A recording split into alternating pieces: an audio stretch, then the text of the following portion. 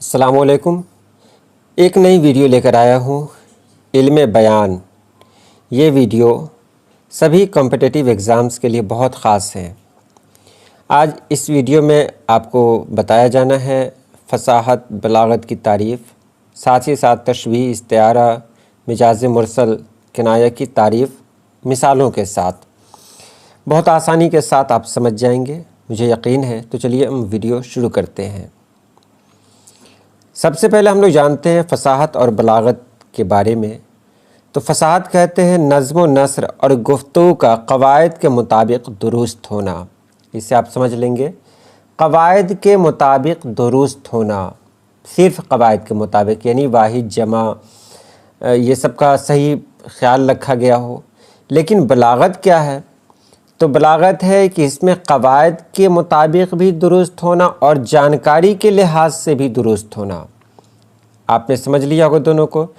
جیسے پٹنہ جمنا ندی کے کنارے ہے، یہ فصاحت تو ہے لیکن بلاغت نہیں ہے، کیونکہ یہ غلط بات ہے لیکن اس کو قواعد کے مطابق صحیح لکھا گیا ہے تو فصاحت ہے، اس میں کوئی شک نہیں ہے۔ لیکن بلاغت کب ہے؟ جب ہم کہیں گے پٹنہ گنگا ندی کے کنارے ہے، تب یہ بلاغت ہے۔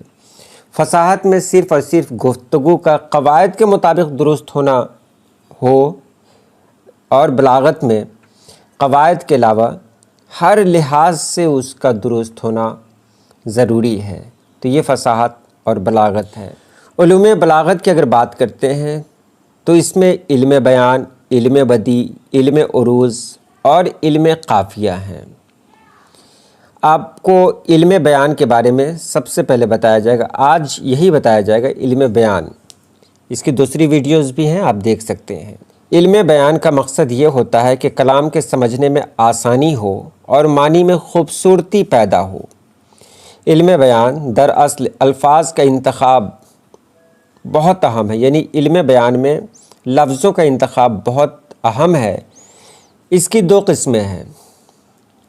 لفظوں کا انتخاب دو طرح سے کر سکتے ہیں، حقیقی معنوں میں بھی اور مجازی معنوں میں بھی۔ اب یہاں دیکھیے حقیقی معنی کیا ہوتا ہے۔ جیسے شیر، گھوڑا سے مراد جانور لیا، گلاب یاسمین سے مراد پھول لیا، یعنی جو کچھ ہے اسی طرح سے اس کو بول دینا۔ میں اگر کہوں شیر دوڑ رہا ہے تو بالکل صحیح ہے، شیر دوڑ رہا ہے مطلب ایک جانور ہے جو دوڑ رہا ہے، جو شیر ہے۔ گھوڑا فائدہ مند ہے تو یہ حقیقی معنی ہے، اس میں کچھ چھپا ہوا نہیں ہے۔ اور مجازی معنی کیا ہے؟ تو مجازی معنی یہ ہے کہ شیر سے مراد اگر بہادر انسان لیا جائے، جیسے وہ آدمی شیر ہے، تو وہ آدمی شیر ہے تو آدمی تو کبھی شیر نہیں ہو سکتا ہے۔ یہاں شیر سے مراد لی گئی ہے کہ وہ آدمی بہادر ہے۔ اسی طرح شاہین سے مراد ہے خوددار، یعنی انسان کے اندر شاہین جیسی فطرت ہونی چاہیے، مطلب خودداری ہونی چاہیے۔ تو اگر میں کہوں کہ گائے چر رہی ہے تو یہ ہو جائے گا حقیقی معنی، کیونکہ واقعی گائے چر رہی ہے۔ اور میں کہوں وہ لڑکا اللہ تعالیٰ کی گائے ہے تو یہ ہو گیا مجازی معنی، یعنی بہت بھولا بھالا ہے۔ اس کے بعد آگے ہے علم بیان کے ارکان۔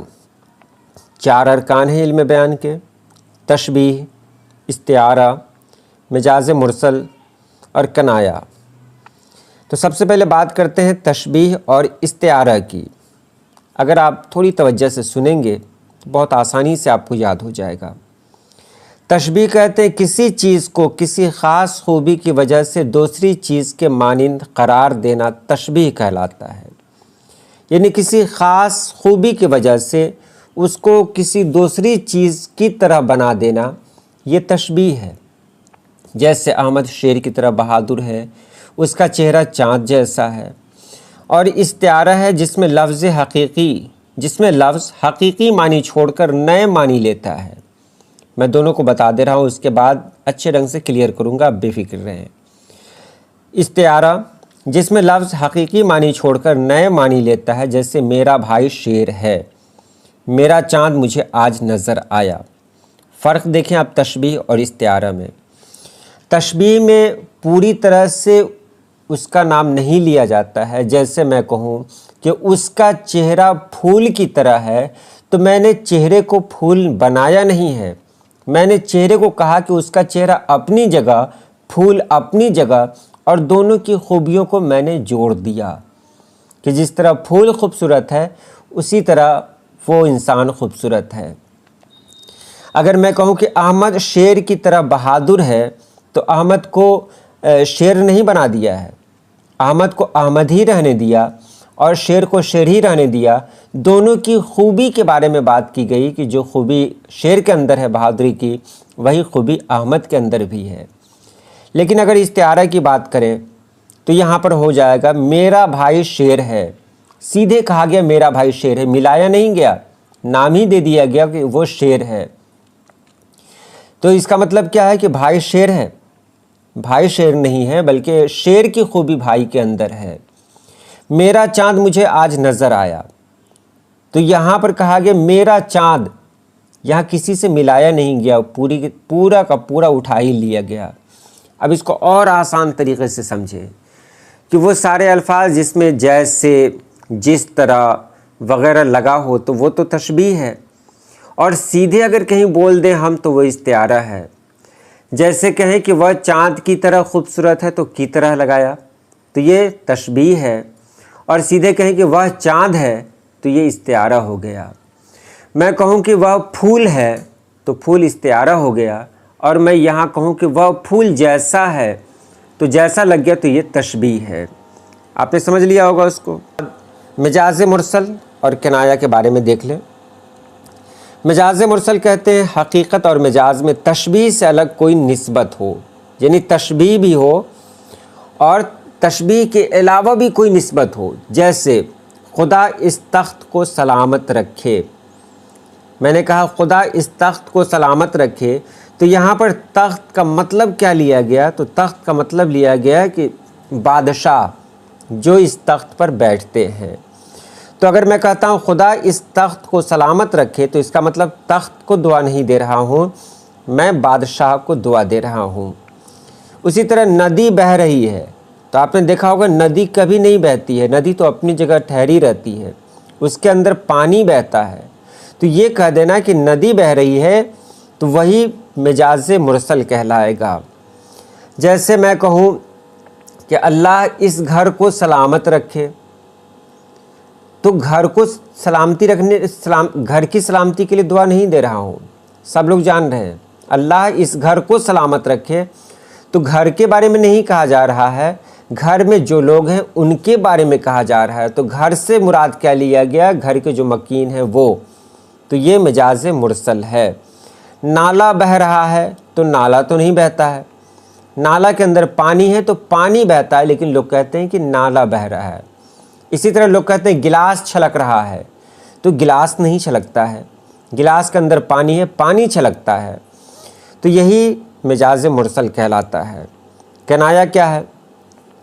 کنایہ ہے جب کوئی لفظ حقیقی اور مزاجی دونوں معنی میں پائے جائیں، یعنی حقیقی بھی ہو اور مزاجی بھی، دونوں ہونا چاہیے کہ اس میں کوئی فرق نہیں رہے۔ جیسے بال سفید ہو گئے مگر عادت نہ گئی، دیکھ رہے ہیں، بال سفید ہو گئے مگر عادت نہ گئی، تو یہاں پہ کیا ہے؟ سچ مچ بال سفید ہو گئے ہیں۔ اور اس کا دوسرا مفہوم کیا نکلتا ہے کہ عمر بڑھ گئی۔